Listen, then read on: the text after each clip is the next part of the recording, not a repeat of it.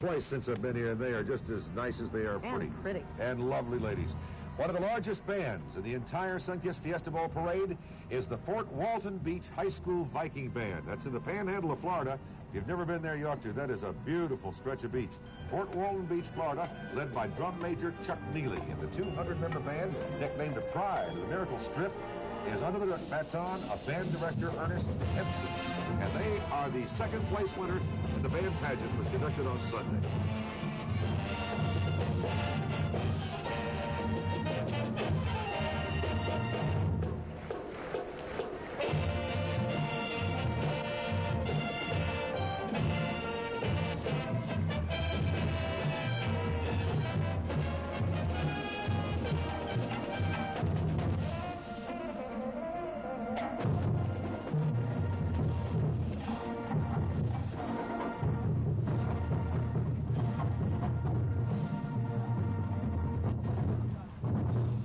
No wonder they won, Willard. Again, second place.